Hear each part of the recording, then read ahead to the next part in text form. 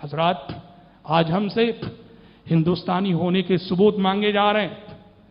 وہ بل پاس ہوا ہے جو ہم سے ہندوستانی ہونے کے ثبوت مانگتا ہے، اور ستم دیکھو کہ ثبوت مانگنے والے وہ لوگ ہیں جن کے آبا و اجداد کی تاریخ یہ بتاتی ہے کہ وہ انگریز کی جوتیاں چاٹتے رہے، اور ثبوت ان لوگوں سے مانگے جا رہے ہیں جن کے آبا و اجداد کی تاریخ بتاتی ہے وہ ہمیشہ انگریز کی آنکھوں میں آنکھیں ڈال کے اسے ڈراتے رہے، دھمکاتے رہے اور اسے اس ملک کو چھوڑنے پر مجبور کیا۔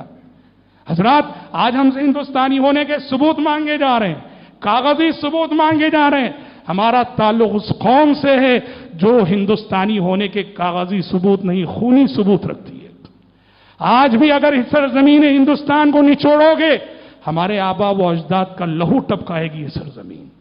آج ہم نمازوں میں جب سجدے کرتے ہیں، ہمارے سجدوں میں ہمیں ہمارے آبا و اجداد کے خون کی مہک آتی ہے۔ اے آبرود گنگا، وہ دن ہے یاد تجھ کو، اے آبرود گنگا، وہ دن ہے یاد تجھ کو، اترا تیرے کنارے جب کارواں ہمارا۔ حضرات، ہندوستان کی جنگ آزادی ہندو اور مسلم دونوں نے مل کے لڑی۔ انگریز کو اس ملک سے بھگانے میں مسلمان اور ہندو شانہ بشانہ تھے۔ ہندو اور مسلم دونوں نے مل کر ایک جنگ آزادی لڑی، انگریز کو بھگایا، اور اس ملک میں آزادی کا سورج 15 اگست 1940 پر 7 کو طلوع ہوا۔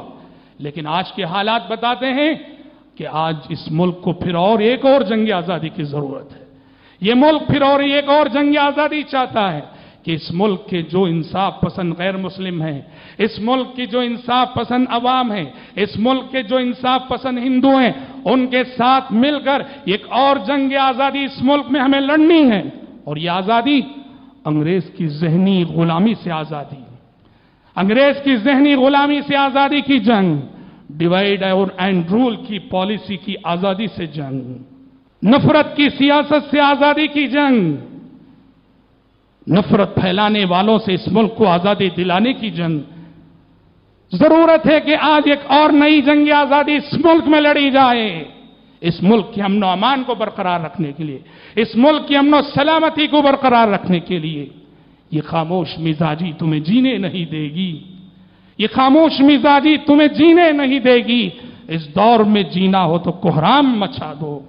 اقبال نے کہا، یہ خاموشی کہاں تک لذت فریاد پیدا کر، یہ خاموشی کہاں تک لذت فریاد پیدا کر، زمین پر تو ہو اور تیری صدا ہو آسمانوں میں۔